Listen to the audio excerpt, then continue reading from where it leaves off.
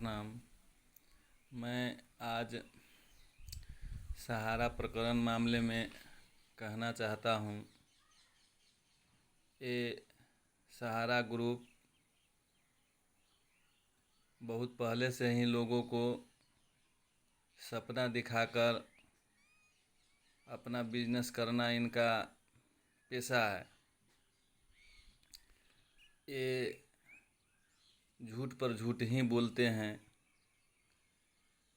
ये तो लोगों को बहुत बात बता रहे हैं कि हमारे पास 3 गुना एसेट है।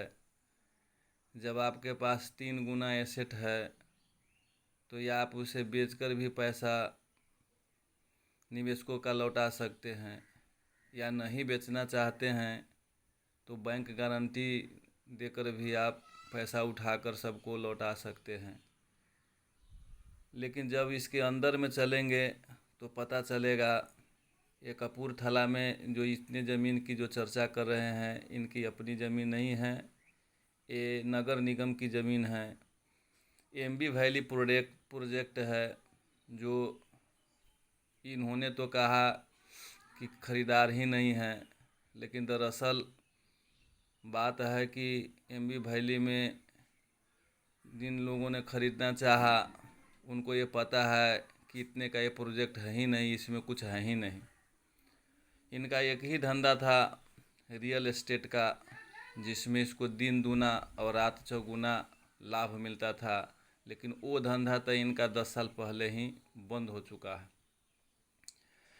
अब इसको मार्केट में देख लीजिए, ये दिखावे के लिए बहुत बात करते हैं। सहारा इवोल्स क्रिकेट के एडवर्टाइज करते थे, जिसमें 10 करोड़ से भी ज़्यादा पैसा इन्होंने खर्च किया।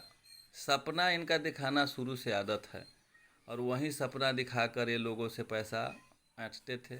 बड़े बड़े राजनेता, बड़े बड़े अभिनेता, बड़े बड़े क्रिकेटर, सबको इन्होंने अपने यहाँ नाच नचाएं, लोगों को सपना दिखाकर अनपढ़ गरीब जनता से पैसा इन्होंने वसूला।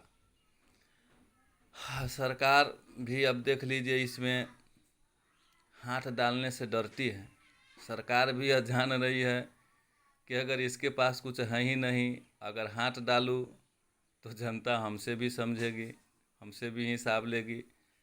तो ये भी समझिए, क्योंकि हमसे बहुत ज़्यादा जानकारी सरकार को या इनकी संस्था को या नेता लोग हैं, इनको हम लोग से बहुत ज़्यादा जानकारी रहती है। बहुत सारे ज्ञापन बहुत सारे नेता को सौंपे गए, लेकिन नेता भी समझिए इसमें हाथ डालने से कतराती है। ये नहीं चाहती है कि हम हाथ डालें।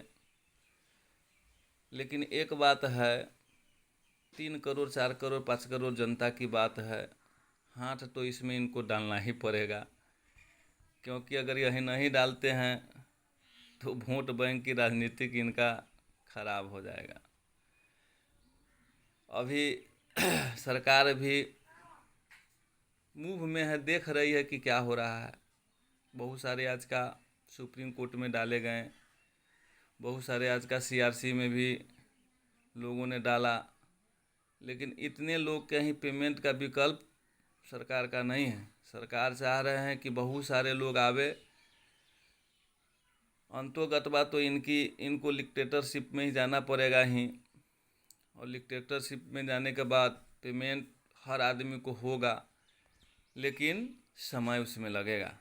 समय का इंतज़ार सभी को करना पड़ेगा। अब लिक्विडेटरशिप का भी एक नियम है, कितने दिन में आपका पेमेंट होगा।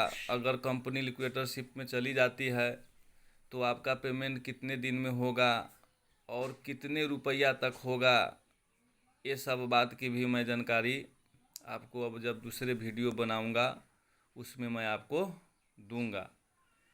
लेकिन इतना आप धैर्य रखिए कि इससे पहले भी बहुत सारे कंपनी दिवालिया हुई है, उनका भी लिक्विडेटरशिप बहाल करके गरीब निवेश जनता का पैसा मिला है, मिलेगा, ये पूर्ण विश्वास है। फिलहाल इस वीडियो में मैं इतना ही कहना चाहता हूँ।